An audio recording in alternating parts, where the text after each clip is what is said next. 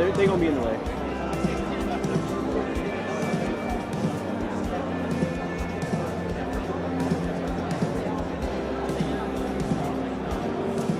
The staff told them don't stand.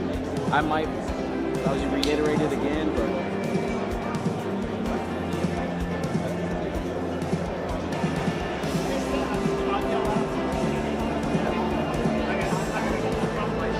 yeah, facts. We gotta do what we gotta do.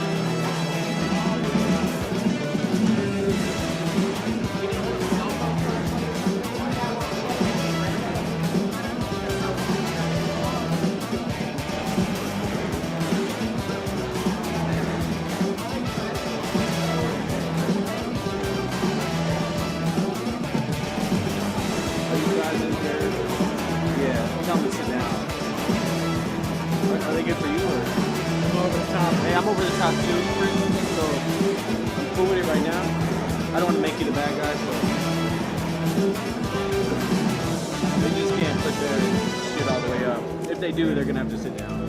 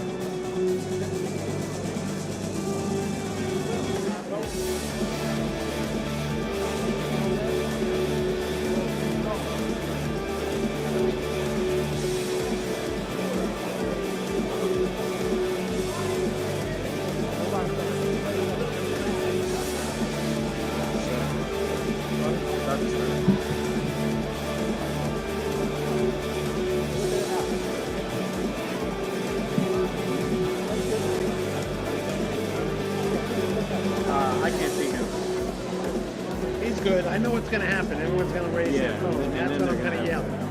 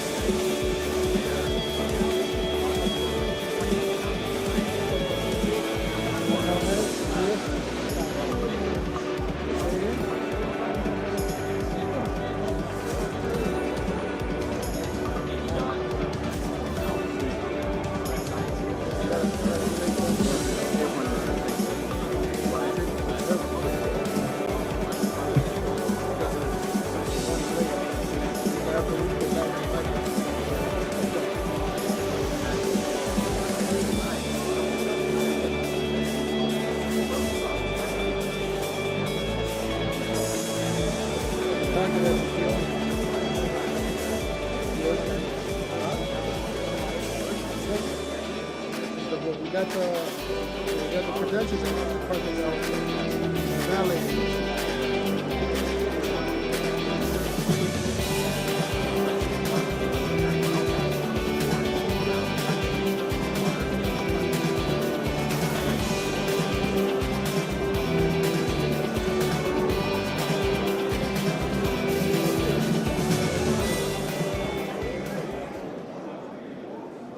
Embark on a transformative journey where innovation meets purpose.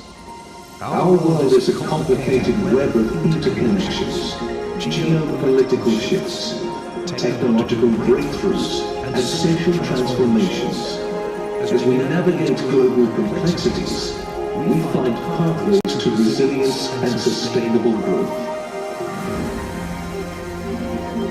Artificial intelligence is redefining industries and reimagining the future. From robotics to data-driven solutions, AI is not just a tool, it's a revolution in motion.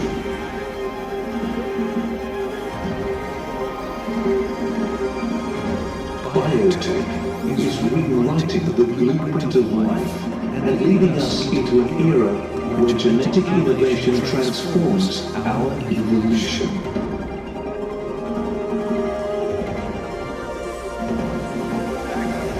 Sport is more than competition.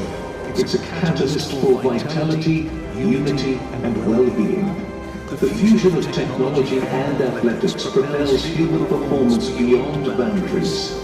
From F1 tracks to soccer fields, innovation drives a bold new chapter in sportsmanship. Visionary investors and innovators show us that the power of transformative technology is within our grasp. Innovation is blossoming, and with it comes a surge of investments, planting the seeds of tomorrow's breakthroughs. We must not forget about our planet. We need to protect our precious Earth for the next generation. The future is ours to shape if we invest with purpose. Welcome to the 3rd edition of the FII Priority Summit, Miami.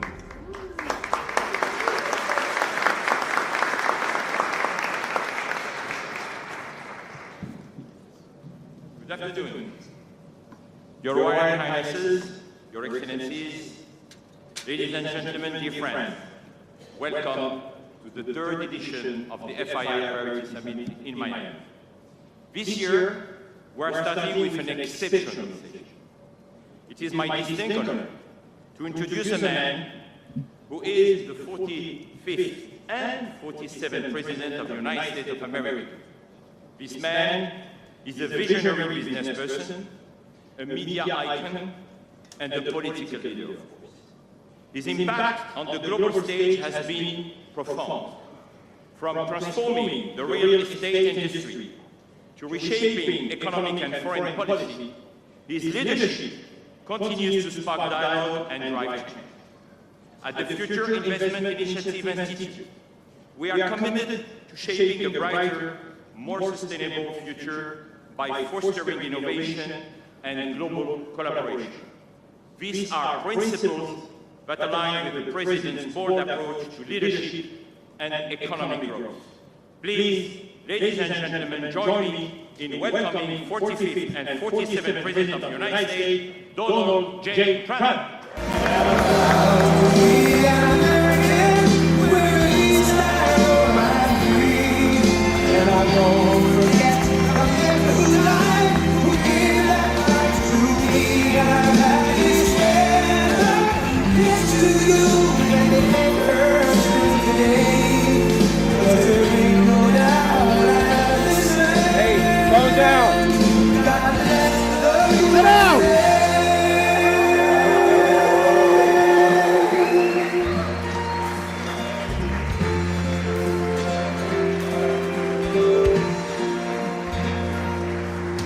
From the lakes of Minnesota to the hills of Tennessee, I'm sea to shining sea, Detroit down to Houston, and New York to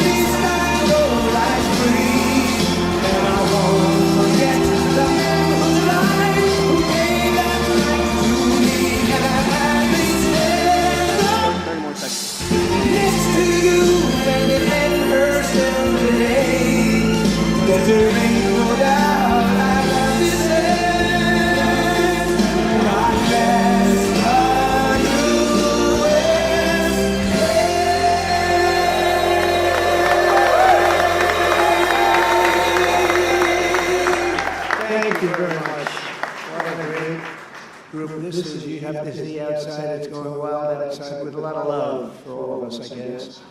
But thank you, Richard, for the introduction, and thank you to all for such a warm welcome. It's great to be back in beautiful Miami, where I've actually built a lot of great buildings with the Desert family and some others. We've had tremendous success in Miami. We have Trump Towers and Sunny Isles Beach. It's 4 beautiful buildings right on the ocean. The Trump Grande, put the little E in the end for a little, class it up a little bit. Trump Grande and the 700-acre Doral. It's a tremendous country club, and it's actually the most successful country club in the U.S., where I was just given approval to build 1,500 units, and I couldn't care less about building units. When you're president, who the hell wants to build units? I've been building units all my life. I don't want to build units, but they gave us permission to do it. But today is a tremendous honor. Become the first American president to address the Future Investment Initiative Institute. That's the first one. That's very, it's always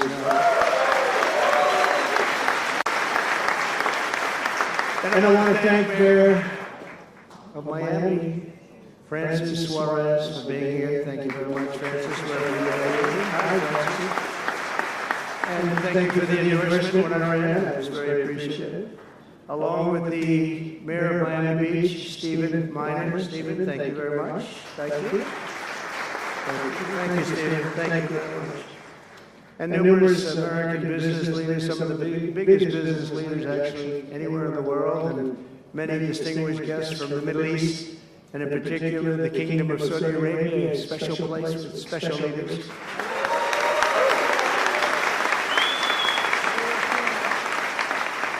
And including FII Institute Chairman and Governor of the Public Investment Fund, which is a seriously big fund. Yasser, I see you there. Stand up, Yasser. Everyone knows Yasser. Thank you. Great guy, great person. And Finance Minister Mohammed, thank you very much. Thank you, Rick. Thank you very much. Good to see you again. That's a pretty good Finance Minister of that part of the world. That's not bad. Other parts of the world not so good, but that one is good. And many other senior government leaders. I also want to recognize the Kingdom's ambassador to the United States, Her Royal Highness Princess Rima.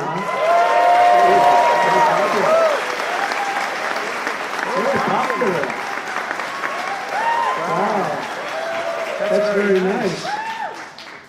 Sitting next to Elon. Wow, that's, you couldn't do better than that, huh? As well as my own special envoy to the Middle East, who's really done a fantastic job, Steve Witkoff. Thank you. And Michael Waltz is here. Where's Michael? Michael's been so busy. They've been going back and forth and back. And, a woman who was just voted the most powerful woman anywhere in the world. And I'm going to go with Princess Rima, but she was voted the most powerful woman anywhere in the world, Susie Wiles. Thank you. Most powerful woman, that's pretty good.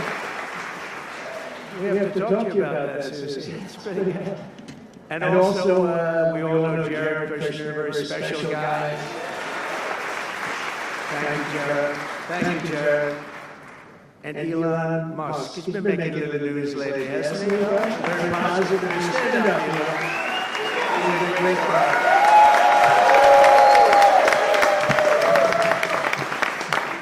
We did a little show last night. I heard they got very good ratings too, by the way. Hannity. Sean Hannity was fantastic. A fantastic man, a fantastic guy, and he did a show. And it was great being on the show with you last night. I come today with a simple message for business leaders from all across the nation and all around the world. If you want to build the future, push boundaries, unleash breakthroughs, transform industries, and make a fortune, because you want to make a fortune. Most of you have already made a fortune, I don't want to say it.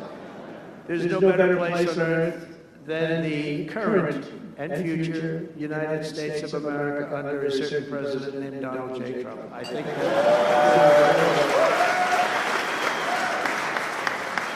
they're saying that November 5th, Election Day, 2024 will go down as one of the most important days in the history of our country.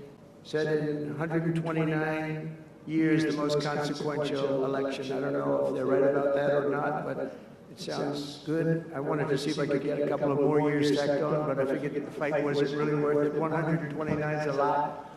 And as of January 20th, 2025, the dark days of high taxes, crushing regulations, rampant inflation, flagrant corruption, government weaponization, oh, I know about weaponization, and total incompetence will be gone forever.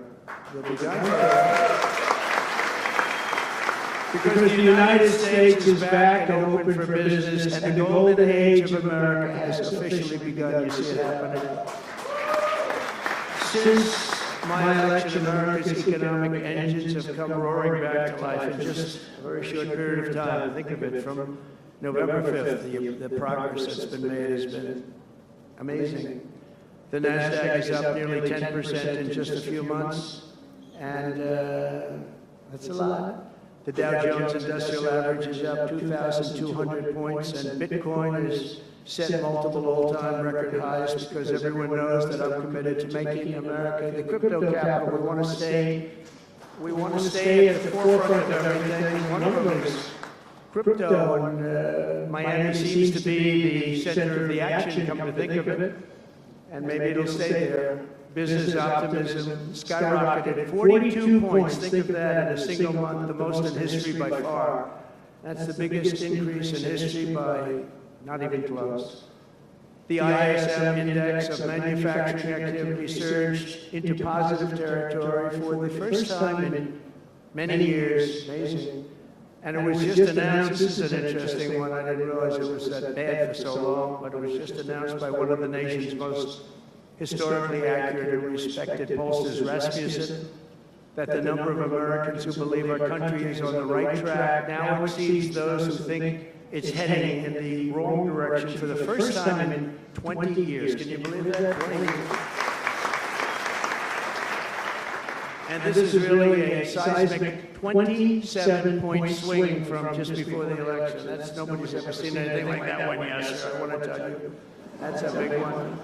The best and most successful business leaders on earth are now racing to invest in the United States. Since November, DeMac has announced plans to invest $40 billion in the U.S., creating at least 10,000 jobs. SoftBank has announced investments of between $100 and $200 billion, creating at least 100,000 American jobs.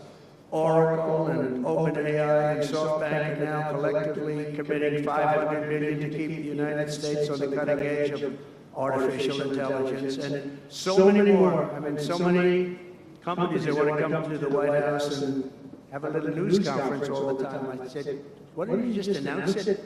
But they want to come, and I'll do that. I don't mind doing that. I say anytime they want to go 10 billion or more, I'm there. 10 billion or more. But on his recent visit to the White House, the Prime Minister of Japan announced he anticipates Japanese investment in the United States of well over $1 trillion. And we're working on an Alaska pipeline already, which is the closest point to Asia. And as you know, the ANWR, which we've started, Ronald Reagan couldn't get it approved. Nobody could get it approved for so many years. Couldn't get it approved. I got it approved. Actually, I got it approved twice. I got it approved and Biden ended it. That was a shocker, but we just got it approved again. And we're going to be, it's probably the largest deposit maybe anywhere in the world, just by itself. It's, they say, of similar size to Saudi Arabia, so we hope that's correct. But all of this is only happening because of the world-changing results of the 2024 election.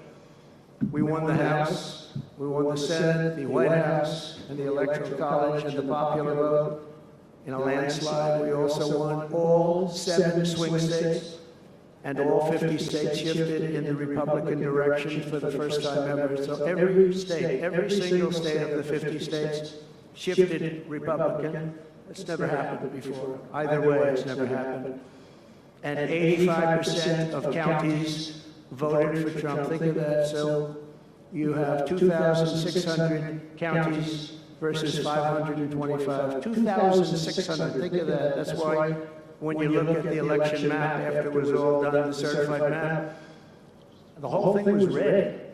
2,600 versus 500.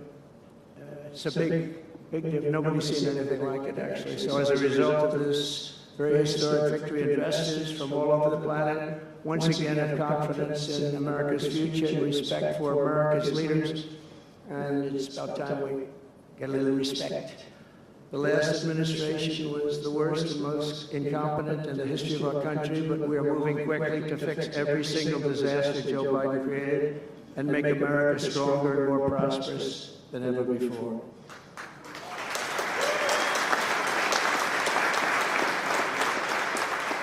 Our first and most urgent mission is to remove the criminals that Biden allowed into our country with the ridiculous and very dangerous open borders policy. They came from all over the world.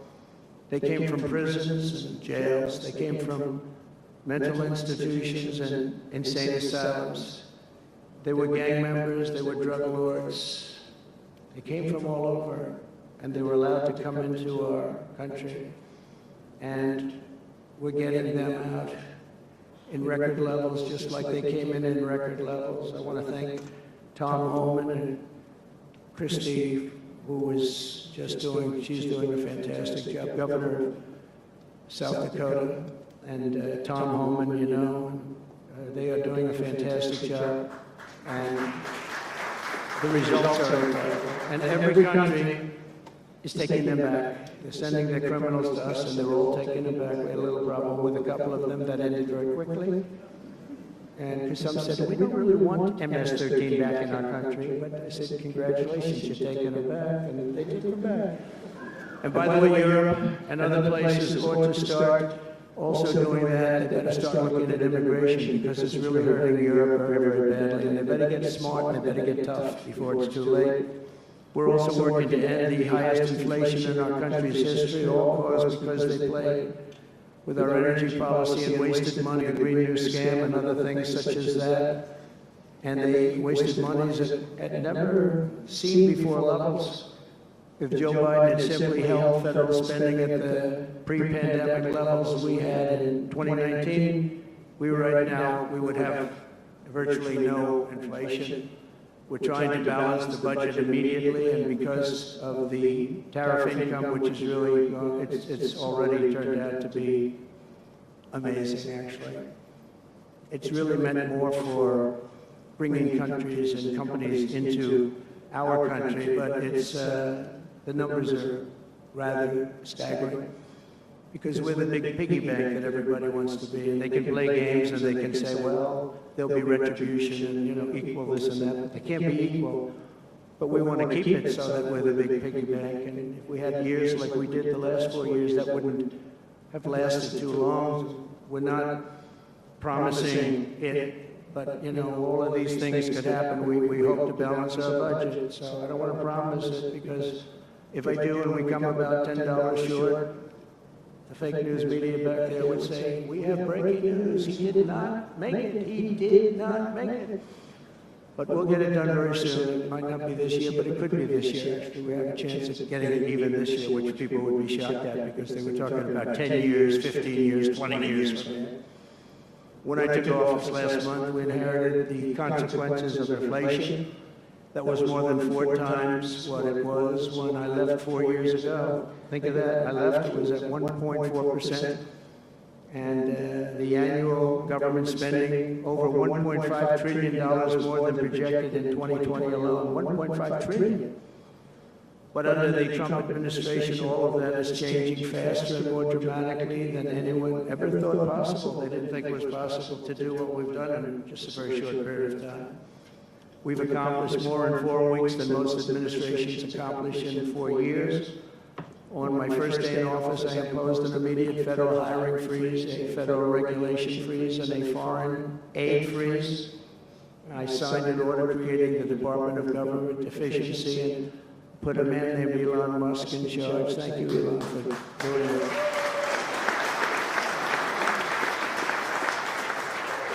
He's doing a great job. You could have seen him last night. He's really, you know, he's a very committed person. He's a very serious person. And these are very high IQ people. You know, I like high IQ people. Not all have to be, but you know, it'd be nice to have some people up there that he's a seriously high IQ individual. Now he's got his faults also, I will tell you that. But not too many of them, which is now really waging war on government waste, fraud, and abuse. And they're curbing inflation and saving taxpayers billions and billions of dollars every single day. And there's even under consideration a new concept where we give 20% of the Doge savings to American citizens and 20% goes to paying down debt, because the numbers are incredible, Elon. So many billions of dollars, billions, hundreds of billions, and we're thinking about giving 20% back to the American citizens and 20% down to pay back debt and pay down debt, which is, if you look at value, if it were a real estate balance sheet, the debt is tiny, but we still want to pay it down. Doesn't matter. We don't look at it as a piece of real estate. It's America. We're going to get it down through intelligence, hard work, and as Elon said, a word called caring. You have to care. By doing this, Americans will tell us where there is waste. They'll be reporting it themselves. They participate in the process of saving money. So many of the men and women in this room, as an example, they pay tremendous amounts of taxes. And here are just a few examples of where your money was going before I came along. These are just some of the, just taken at random. Oh, there are much worse examples than this. I was just looking at them before the speech, and I can tell you they were much worse. And there are some that are horrible, but I don't want to really say them because they're very, very embarrassing to people. Very, very embarrassing. And they're really something, but you'll be seeing it and you will be reading about it. But just some taken at random, $2 million for sex change operations in Guatemala, $20 million for Sesame Street performances in Iraq. $20 million, that's a lot of money. You know, I know what it costs to do those things. You get a cast over for $50,000, give them a couple of bucks tip, that's it, not $20 million. $20 million, that's gone with the wind on steroids. $101 million for 29 diversity, equity, and inclusion contracts at the Department of Education. Wow. And we've also canceled all of these, saved all of this money. And again, this is just a small sample. This could go on, I could read them all day. $520 million for a consultant. I want to know who is that consultant? To do ESG, that's environmental, social, and governance investments in Africa. $25 million to promote biodiversity conservation and illicit livelihoods by developing socially responsible behavior in Colombia. $40 million to improve the social and economic inclusion of sedentary migrants. Nobody knows what that even means. None of this stuff. Everyone's trying to figure out what the hell does it all mean. $42 million for social and behavior changes in Uganda. 40 million is a lot of newspaper ads in Uganda. $70 million for research of evidence-based solutions for development challenges. $10 million for Mozambique medical male circumcision.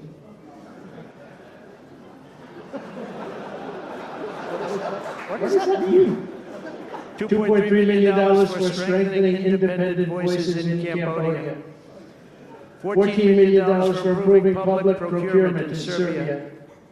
$486 million to the Consortium for Elections and Political Process Strengthening, including $22 million for inclusion and inclusive participatory political process in Moldova. And $21 million for voter turnout in India. What do we need to spend $21 million for voter turnout in India?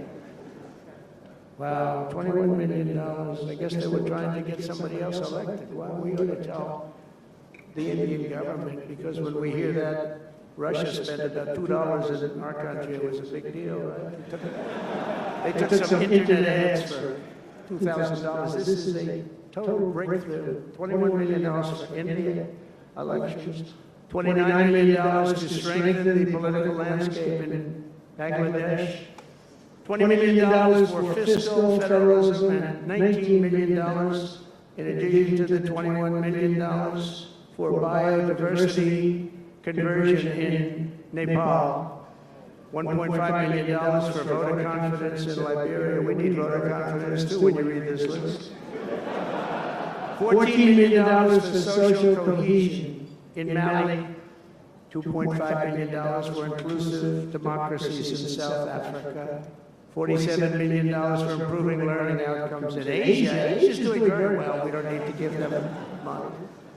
And then another program, $50 million plus another $50 million for condoms for Hamas. You know, $100 million for condoms.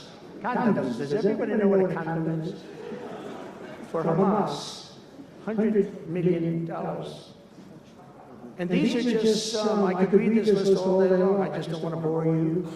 But these are just some, and not nearly as bad as others. And some are just, I just don't want to say them because they're too incendiary. We're also finding tremendous abuse, waste, and fraud in Social Security. Social Security is what's happening there is going to be one of the great potential scandals in history. On the program, there are over 4.7 million Social Security numbers for people from 100 years old to 109. Think of that. Now, over 100, there are a lot of people that make it. Hopefully, most of the people in this room will make it. But historically, you don't have thousands and thousands of people. But listen to this: 3.6 million people are on Social Security rolls from the age of 110 years old to 119. Do you think there are really that many? Those people are seriously old. But it gets worse. 3.47 million. 3.47 million people are on Social Security from the age of 120 years old to 129 years old. 3.9 million people are on the age of Social Security from 130 years old to 139 years old. Now, the all-time record, I heard, is a woman who was 127 years old. That's the record. A woman from a certain country where they have actually people that live pretty long, actually. And she was 127 years old. That's pretty old. But we're topping her by millions. 3.5 million people from the age 140 to 149 years old. 1.3 million people are on Social Security from the age 150 to 159. And over 130,000 people are on Social Security over the age of 160 years old, okay? Including 1,039 people, think of it, over 1,000 people between the ages of 220 to 229. And one person between the age of 240 years old to 249. And the record topper, there is one person on Social Security who's 360 years old, which is approximately 110 years older than our country.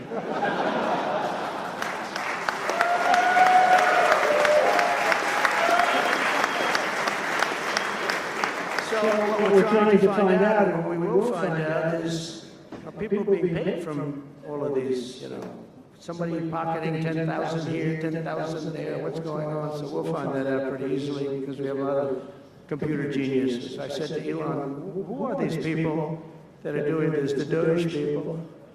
I said, who are they? Where do they come from? He said, well, number one, they love our country. Number two, they're really genius at computers. So nobody's going to fool them. When they go in, they see some bureaucrat that's scamming the country, and they try and talk about, you know, certain computer language. These people say, no, it doesn't work that way. These are people that have a natural ability as you know, brilliant computer people. It was very interesting when he told me that. I said, that's what you need today. But all of these scams have now been terminated. In addition, over the past month, we have effectively eliminated the U.S. Agency for International Development, which was funding much of this lunacy. We virtually shut down the out-of-control CFPB, escorting radical left bureaucrats out of the building and locking the doors behind them. What they were doing was so terrible. Where they were spending the money was so terrible. What we haven't looked at yet, but will be, is does the money come back to them? Because nobody can be stupid like that. And they're not stupid, they're smart, actually. And, you know, why are they doing that? Does money come back to them? So we'll figure that out pretty easily, I think, and quickly. But I've ended all of the so-called diversity, equity, and inclusion programs across the entire federal government and private sector, and notified every single government DEI officer that their jobs have been deleted. They're all deleted. And it's interesting, even these companies that have tremendous amounts of money. A number of them just announced, Walmart, if you can believe it, they just announced that they're stopping. And, you know, these companies are running off like $220 million. How can you spend that much money no matter what you're doing? If you're teaching something, you're going to have an instructor, you're going to talk, you're going to give them a book. Please read the book. You know, then you find they spent $225 million. Isn't that what's going on? And we were going in the wrong way. You know, military was really, although I tell you, you know, we defeated ISIS with our military in 3 weeks. General Raisin King he's a real general, not a television general. And 3 weeks ISIS, and I asked him, and I saw some of his people that were so great, the soldiers. We have the greatest military in the world, but we don't have the greatest top leadership. That's why Afghanistan was such a horrible situation, so embarrassing, and so many other things. But when we want to, with proper leadership, there's nobody even close to us. We have the best equipment in the world. We make the best equipment in the world. But we have the best military. You know, we never fight to win. We fight to just keep it going forever. And when we fight to win, there's nobody that can even come close to us. But I was talking to General Dan Kane, we call him Raisin Kane, and I was told it would take about 4 years to defeat ISIS, and he did it in 3 weeks. I said to him, what do you think, General? How long will it take, sir? I think we should do it in less than 4 weeks. You're going to have time left over, and he did that. And we were told by the television generals it would take 4 years, so we did it. That's when I went to Iraq. I flew to Iraq, and late at night, the dark of night, all the windows closed, all the lights off in the plane, Air Force One. And we flew in, and it was pretty amazing. I'll tell you, we were landing, and there were no lights in the plane. Sir, we have to turn off all lights. I said, you mean we spend $9 trillion, and we have to fly in Air Force One with the lights off? And I went up to the pilot, said hello. And by the way, these guys are like central casting. These are the best-looking human beings. Everybody's like perfect. The most handsome people, the best-looking people you've ever seen with the flat tops and the whole thing. And I was a little concerned because the lights are off, and everything's off, and even the lights where he was were down, very dim, very dim, with all of the lights on the fancy dashboards of the plane, of Air Force One. We're getting a new Air Force One, and they can never finish the damn thing. We're getting 2 of them, actually. But we may have to go a different route because it's taken them a long time. We're going to get military that's going to start building. We're going to get people to start building properly again in our country because they don't build properly. This is going. But we're up there, and I'm looking at these people, and again, I say they look like Tom Cruise, but better. Stronger, tougher. And I like Tom Cruise, but these are better. And they said, are we okay, Captain?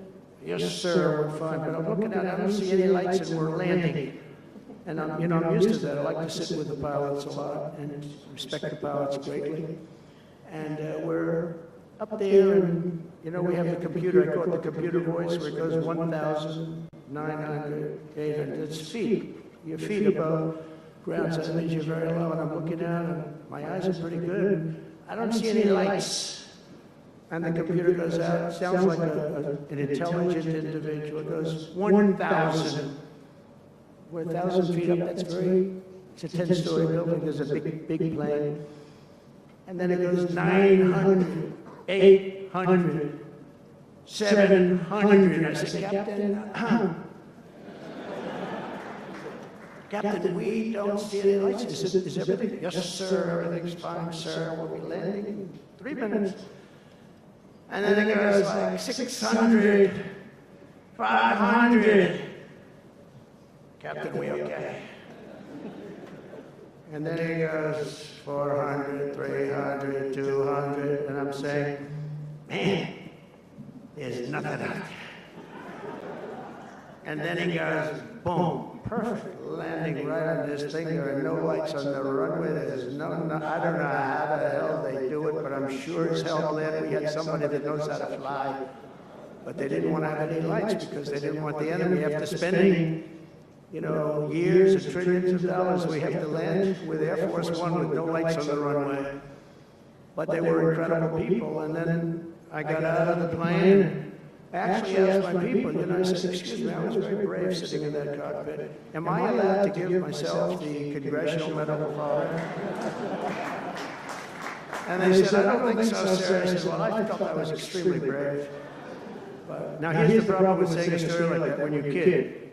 The press will say, President Donald Trump wanted to give himself the Congressional Medal of Honor. Headlines, you know, headlines all over, fake news. We call it the fake news, but we're all wise to them. But it was something, and then I went down, and it was the same thing. I'm standing on the tub, and I look down, and there's these handsome people. Everybody's like from a movie set. Good-looking guys. I get down the stairs. What's your name? My name is Kane, sir. What's your first name? They call me Raisin. I say, wait a minute, your name is Raisin Kane? I love you. I've been looking for you for 5 years. You are. This is what I want. And there was a general next to him, there was a colonel, there was a drill sergeant, a master sergeant. They were all like people. I could make a movie right now. I'd have the best looking people ever. And they were great. And then I went in, sir, would you like to rest before the bed? No, I don't want to rest. I don't want to rest. I've been resting on the plane. Other than the last few moments, which were quite harrowing. And I said, I don't want to rest. He was thinking about Biden in advance, you know? Biden would have gone there, would have rested for days. And then they wouldn't have a meeting. He'd just go home. No, I said, I don't want to rest. I don't want to rest at all. I want to go. So we went to this like bunker, and we had a lot of very good, talented people. And that's when I asked them. I said, you know, I'm hearing it's going to take a long time. No, that's not right, sir. It's not going to take a long time. We'll have it done in 4 weeks. I said, how can you say 4 weeks when in Washington they said 4 years? He said, 4 weeks, sir. We'll hit them left, we'll hit them right, we'll hit them up the center, we'll hit them underground and overground, we'll knock the hell out of them, sir. And I said, why is it that they said so long? He said, because they wouldn't let us fight. And we're very far away. They want us to fight from this airport. We're very, very far away, sir. And they want us to fight here. We have many substations out, sub-airports, they call them, remote airports, where they build them in the sand. And we have many of them. And I'd use them all, sir. And I would hit them so hard from so many different directions. I said, well, what do you think? He said, you just let me know. And I called him back and I said, go ahead and do it. Are you sure you can do this, General? I said, yes, sir. And he did it actually in 3 weeks. It was over 100% of people that are really hurting the Middle East, hurting the world. And it was done. And I'm telling you, we have the greatest military in the world, but you have to use the right people. But there's nothing like what they were able to do in that case and in other cases wherever I gave them something. It was done incredibly well. And you know many of the instances because it's been well reported. But we've also required, so we have a country that's a great country. It's a strong country. But it's a country that's just now gaining its respect back to the levels that it should have never lost. We were being laughed at by the entire world, but we're not being laughed at anymore. But we've also required that all federal employees must once again show up to work. It's a new phenomenon, you know, since COVID. Show up to work in person like the rest of us. So, I mean, it doesn't work when you don't show up. And I see companies now are all going back to it. They're all going back. It's great. I watch some of the big business leaders saying we absolutely are going back. You can't work at home. They're not working. They're playing tennis, they're playing golf, or they have other jobs. But they're not working, or they're certainly not working hard. You could never build a company or a country with that. So we have a very strong policy, and if they don't show up to work, they get fired. And we're trying to make our government smaller but much stronger. and we have tremendous bureaucracy, but it's happening. A lot of people are leaving, and in some cases leaving with pretty good offers. You know, you paid 7 or 8 months and go out and find a job. And some of these people had jobs. They were actually working for us, but they also had other jobs. And those people, in theory, they had problems. I don't know if we're going to do anything about that. So we have other things to do, but they were working other jobs instead of working for us. So they were staying home working, but they were working other jobs, getting paid a lot of money, perhaps. We offered deferred resignation buyouts to all federal workers, resulting in more than 75,000 bureaucrats voluntarily surrendering their taxpayer-funded jobs. A lot of them are leaving because they don't want to be caught having a second job. Some are leaving because they didn't want to be in government any longer. And some are leaving because they didn't want to show up to work. They wanted to work outside of an office. And that's never going to work for anybody, including companies. Companies ought to get smart. You watch these companies where they do that, they start going bad. Nobody knows what's wrong with this company. We'll try getting the people back into the office where they can be cohesive and together. In less than a single month, the Department of Government Efficiency has already saved over 55, this is just a short period of time, $55 billion. And we're just getting started. That's nothing compared to the numbers that we're talking about. Right? We're ending trillions of dollars in waste.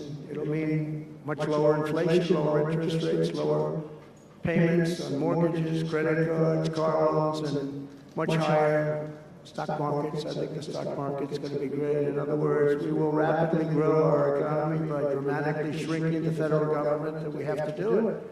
I'm also taking fast action to end the radical left nation-wrecking crusade against oil and natural gas.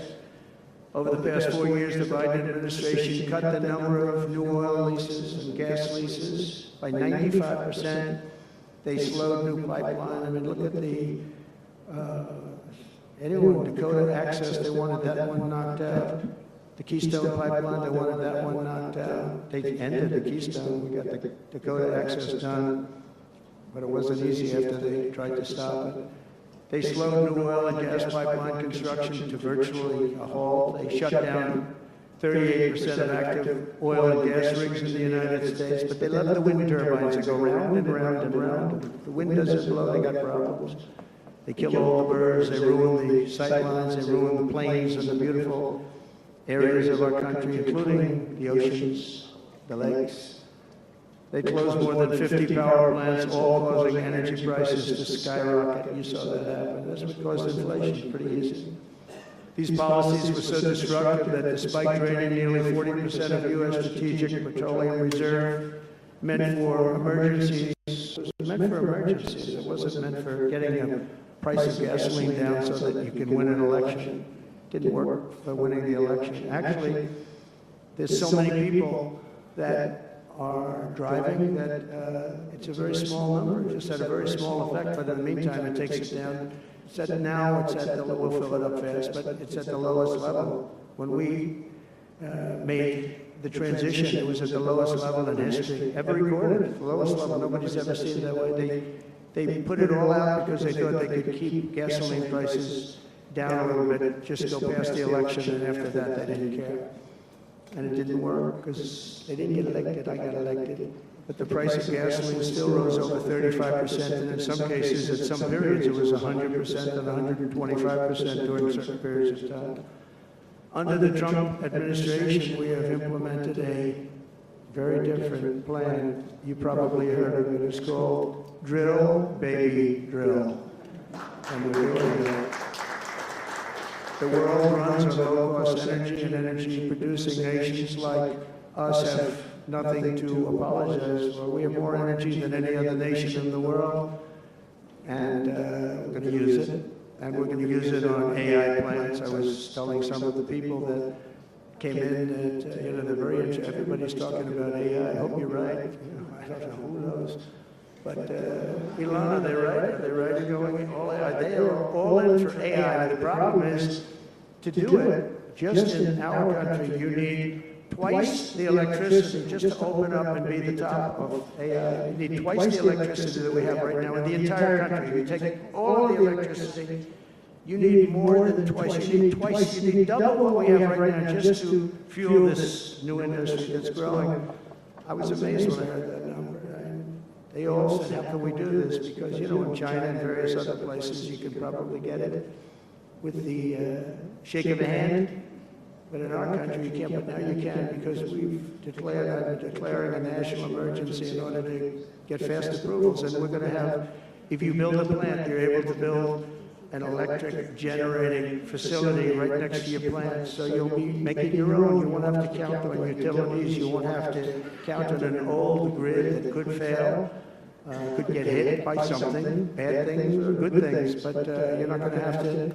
You're not going to have to worry about grids. You're not going to have to. You'll build your plant and you'll build your essentially you become a utility in a way. You build your own electricity. If you want to build extra and put it out and get paid for that, you're going to be able to do that. You can put it back into the grid, but you're going to be able to build with your plant a generating facility. And we're going to get you Lee Zeldin, head of the environmental.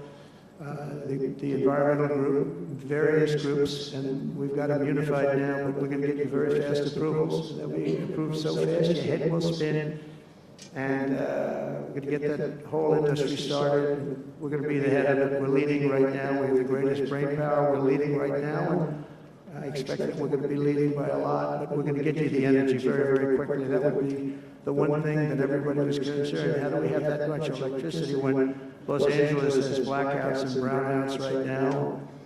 There's a lack of electricity, but we're going to get it at levels never seen before. I ended the ridiculous Green New scam, halting tens of billions of dollars of wasteful deficit spending.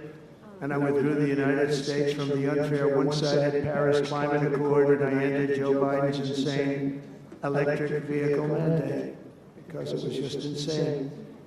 I repealed the last, and by the way, if you want to buy an electric car, it's great. If you want to buy a gasoline-driven car or a hybrid, it's great. Whatever the thing happens to be, I heard hydrogen's hot. The problem is when it's not, you're in deep trouble. Because when that sucker blows up, they don't find the body. So that's one that I said, you know what, let's take a pass on that one. They said it's good, but when it's bad, it's really bad. You find the bodies on trees, on the side of a tree. I said, I think we'll pass on that one. Right? We're not going to want that one. But you never know, maybe someday it'll be good, but it doesn't sound like it's off to a good start. I repealed the last administration's very destructive natural gas export ban. And last week we approved our first new liquefied natural gas export license, and we have literally hundreds of people that want to export. I recently met with the Japanese Prime Minister, Shiba, to discuss large increases in American oil and gas exports. They want it so badly. They said we went to the Biden administration, they wouldn't sell it. They wouldn't sell it. Nobody knows why. Biden didn't know why either. They asked him, I don't know. You want to, they did? Oh, I didn't know that. But we're going to sell it, and the new project in Alaska is going to feed all of Asia. We're going to take care of all of Asia. We have so much oil and gas, like very few people, like very few countries have, like really actually no country has. I also met with Prime Minister Modi of India, who wants to greatly expand India's purchase of American energy, and my administration has also launched the most aggressive deregulation program of any nation in history. Under my executive order, for every one new regulation added, 10 old regulations have to be eliminated. And you know, in our first term, which was actually an incredible success, we had the greatest economy in history until COVID, and even after that, we did great. The stock market was higher. If you think of it, it was higher after the fact. After we went through that whole thing, it was higher than it was just prior to COVID coming in, which is a pretty amazing thing. But we did a great job on that, but it was a terrible thing for the world. The whole world suffered. It suffered terribly, including China, including other countries. It was a terrible period of time. But despite that, we did well. But we had the greatest economy in the history of our country. And I think this time we're going to do even better. We were artificially hurt by COVID. We had to focus on that instead of focusing on, but just prior to COVID coming in, there's never been anything like what we did, what we achieved. And even after, we did very well, and especially considering what all of us had to do with COVID. Some nations were hit so badly, it's just unbelievable what happened to them. As part of our effort, I've signed executive orders to keep the United States at the forefront of artificial intelligence and to end Joe Biden's war on Bitcoin and crypto. We ended that war totally. That war is over.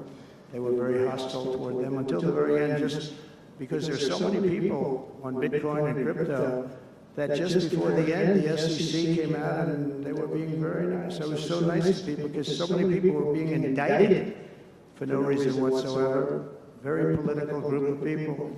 All they did was they liked indicting people, but they were being indicted, and many of those indictments were dropped just before the election because they said, wait a minute, there's 100 million, 125 million people using this, and they didn't want to have, you know, all these people being voted against. But by the time they did that, it was too late. We had that vote entirely, I think. I think anybody smart that believed in that, and there are a lot of people believing it, anybody that was smart voted for Trump. And they pulled the indictments. I see people that were indicted, they said, I saved your life. I saved your life. Because if they thought that, they actually thought that I was doing, they said, why is Trump doing it? Is he doing it for political reasons? I don't do anything for political reasons. I do what's right. I do it. I want to be in the forefront of every industry. So I'll be working with the Republican Congress to pass the largest tax cuts in American history. And that includes, obviously, we have to extend the Trump tax cuts, which were, until now, the largest. We're going to dramatically cut taxes for families and for workers and for companies, including no tax on tips and hopefully no tax on Social Security and no tax on overtime. And that overtime one is a sleeper because I think a lot of people are going to be spurred on to do a lot of extra work when they hear that. A lot of companies really like it, a lot of people really like it. The new Trump tax cuts will also include 100% expensing for new factory construction in the United States and anything else that you're going to buy with capital. If you buy something that is going to be good for our country, we're going to let you expense it, 1 year expense. And I did that the first time, and everybody said, can you go back to that? Now you still get, I guess, 40% or whatever, but it, you know, pares down. But we're going to bring that right up to the top level. I think that had a lot to do with the success that I had during my first term. And we'll substantially cut taxes for all domestic producers of oil and gas and just about everything else that they produce. In my first term, I brought the business tax down from around 40% to 21%, which everybody said was an impossible thing to do. I cut it from 40, it actually was state, said it was much higher than 40, but I got it down to 21%, and now I'm bringing it down to a goal of 15%, but only if you make your product in America. In other words, you're going to be at 21%, but if you make your product in America, you're going to go from 21 to 15. If you don't, you're going to be 21%, which is still lower than anything. So guys like Elon are going to come and make these great cars in the United States. So a lot of people will, a lot of people call, a lot of car companies are calling. They called me, three of the majors, they called and they said, we're looking all over the place, we want to be there. I'm going to be announcing tariffs on cars and semiconductors and chips and pharmaceuticals, drugs and pharmaceuticals and lumber probably and some other things over the next month or sooner. And it's going to have a big impact on America. We're bringing our businesses back. If they don't make their product in America, then they very simply, they have to pay a tariff. But if they do make their product in America, they don't have to pay any tariff, which will bring, it's all going to bring trillions of dollars into our treasury, or it's going to mean that there won't be any taxes because we want to have a fair base. If they don't have it, we don't have it. If they don't pay, if they don't charge us, we don't charge them. It's pretty simple. The Republican Party is once again the party of common sense. We're a party of common sense. We want strong borders. We don't want men playing in women's sports. We don't want to have transgender for everybody. We're the party of common sense. That's how we won the election in such a big manner. We'll no longer allow other countries to ransack and plunder our nation. That's why I have announced that we will soon begin imposing reciprocal tariffs on any country that engages in unfair and unequal trading practices. If they tariff us, as I said, we will tariff them at the exact same rate. So if a certain country, because some of these countries, even countries that I've already mentioned, are extremely aggressive with tariffs. Nobody knows the European Union, they have a VAT tax that's devastating. It's very tough for people on the outside. Hard to sell cars, really impossible to sell them because they also have non-monetary tariffs that are very, very tough. But if you take a look at that, it's a very unfair situation. And the VAT tax is similar to the tariff.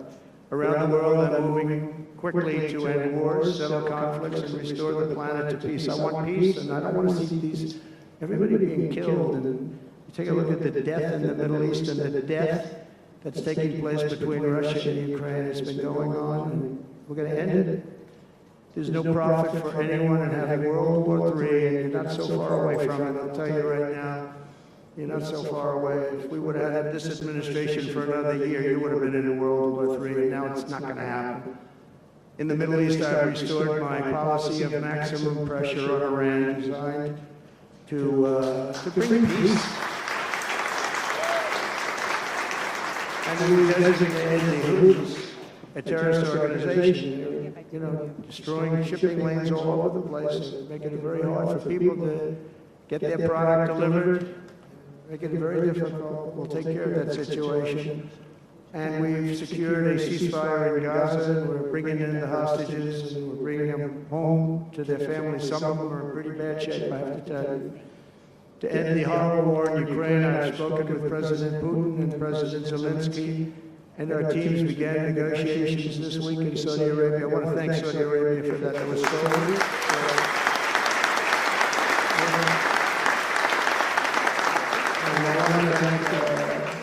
in particular, we have so many people, Yasser, Mohammed, all people, but in particular, we have to thank Crown Prince Mohammed bin Salman for hosting these historic talks. And talks that went very, very well. Steve was there, Steve Woodcock was there, and Michael was there, Michael Waltz, and others, and they really went well. It's a big step. We've got to get that war over with. You have to see the people that are dying. I look at the pictures, the satellite pictures of the field. It's a level field, and it looks like a modern-day version of Gettysburg. And you know what that means? It is just carnage. It's horrible. And, you know, it's not American soldiers. It's not even soldiers from the Middle East in the case of Ukraine, Russia, but it's people, it's young people from Russia and Ukraine mostly that are just being decimated. It's flat fields. And a bullet goes, and a bullet only stops when it hits somebody. And the level of people being killed in that battle, soldiers, young soldiers, in some cases old soldiers, because they're running out of people. They're running out of soldiers, one case. But think of it, a modestly successful comedian.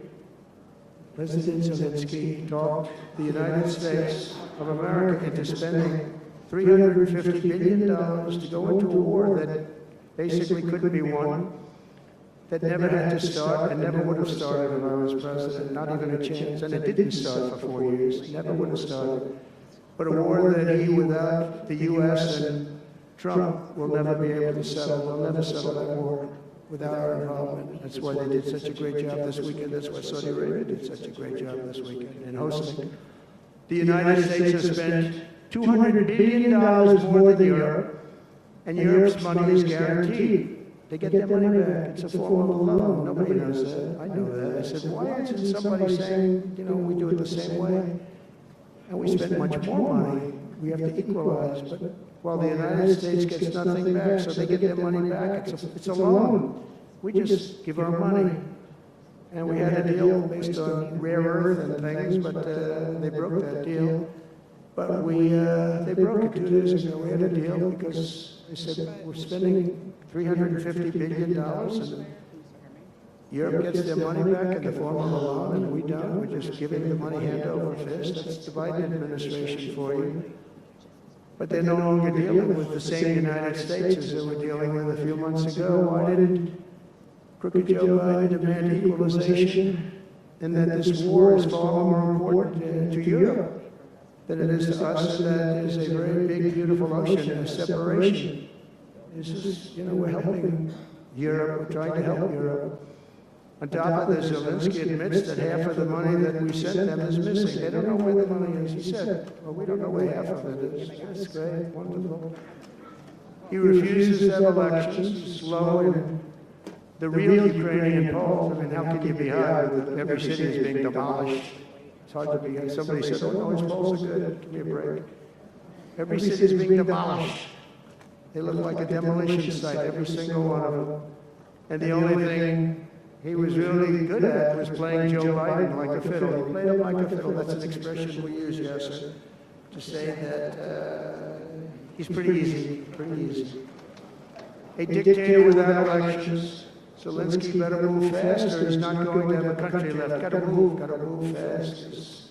That war is going in the wrong direction. In the meantime, we're successfully negotiating an end to the war with Russia.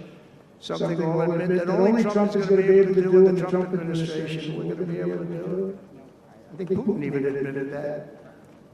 Biden never tried. Europe has failed to bring peace, and Zelensky probably wants to, maybe he wants to keep the gravy train going. I don't know what's the problem, but he hasn't been able. He's very upset that he wasn't invited. He could have come if he wanted to, but that he wasn't invited to Saudi Arabia. But he's been working for 3 years. There's never been even meetings or phone calls to stop this war. It's a horrible thing. I figure Russia's lost 900,000 soldiers. I think that Ukraine's lost probably 700,000. And it's a terrible thing. You'll see bodies and body parts all over the field, all over. We see them through, very accurately through satellites. I love Ukraine, but Zelensky has done a terrible job. His country is shattered, and millions of people have unnecessarily died. And you can't bring a war to an end if you don't talk to both sides. You've got to talk. They haven't been talking for 3 years. So we hope to see a ceasefire soon and to reestablish stability in Europe and the Middle East.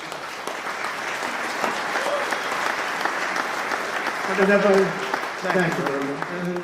As I've said before, it's my hope that my greatest legacy will be as a peacemaker and a unifier. That will be a great legacy.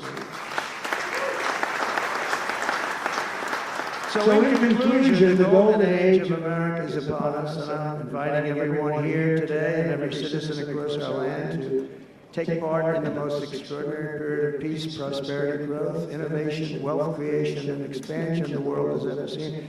We're on our way. I mean, everyone's talking about us. 3 weeks, we're in there for a couple of days more than 3 weeks, and everyone's talking about it. You have to see the crowds of people outside. It's pretty amazing what's happening. We're on the verge of soaring markets, surging incomes, booming production, groundbreaking technologies, thrilling discoveries, and a quantum leap in the quality of life. Absolutely a quantum leap. One day very soon our country will have the greatest economy in the history of the world because we once again have a president who puts America first, and we put America first, and your country should put your country first. But in the end, we want America first, and when it's all beautiful, which is going to be pretty soon, we want to help other countries, and you want to help other countries. But, you know, I tell your leaders, and some of the leaders are in this room right now, you've got to put your country first. Whether it's Saudi Arabia, whether it's something else, you've got to put your country first. But we're going to have plenty left over to help others also. As long as you invest in America, build in America, and hire in America, that means that I'm fighting for you. I am fighting very hard for you. Together we're going to make the United States of America bigger, better, bolder, richer, and greater than ever before. It's going to be stronger than ever before. We're going to be a peacemaker, a peacekeeper. We're going to stop people from these stupid, never-ending wars. We're not going to partake in them ourselves, but we'll be stronger and more powerful than anybody by far. And if it ever came to war, there is nobody that will be able to come close to us, but we don't think that's going to ever happen. So I want to thank you all very much. It's a great honor to be here, and I think somebody said they're going to ask questions, and I didn't say, gee, what other questions like Biden does? I say, just ask, it doesn't matter. You ask a question and I give an answer. So I think, Richard, you're going to come up and you're going to give me some questions. Thank you. Thank you. Thank you very much, Mr. President. Please, a round of applause for the President of the United States of America. Thank you.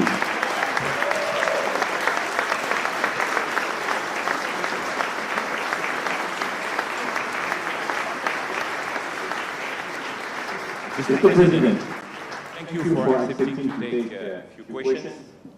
20 years ago, I don't know if you will remember, we were under the same roof in Orlando when you were delivering an amazing speech in front of 3,000 sales reps, giving them the best advice to be successful. So, what is the best piece of advice that you have ever received? Well, I think it was watching my father. You know, my father was a very hard worker, and he just worked hard. And he was very smart. He had good genetics. His brother was the longest-serving professor of the history of MIT, Dr. John Trump. And my father was every bit as smart. But my father had to work. He was older, and he put his brother through school. In fact, he once said, boy, I put him through so much school. He had 3 different degrees. And they asked him to stay on at MIT, but my father was the same ilk. And I noticed that my father was a happy man. And what he did is he worked. He just worked all the time. He worked. And he loved it. And really, I think the best piece of advice I got from that is you have to love what you do. And if you love what you do, you're going to have a happy life. If you don't, I mean, I see so many people, they're in businesses that they don't want to be in.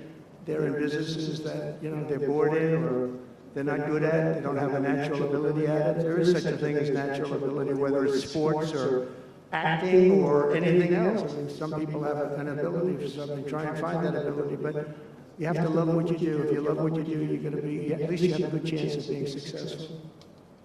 Mr. President, it's almost time for an early dinner. So if you are throwing a dinner party and you can invite 3 fascinating guests, living or dead, who would you bring? Well, they're all sitting right in the front row. Yes, sir. Are you ready? Mohammed, are you ready? Steve, Rick Carlton.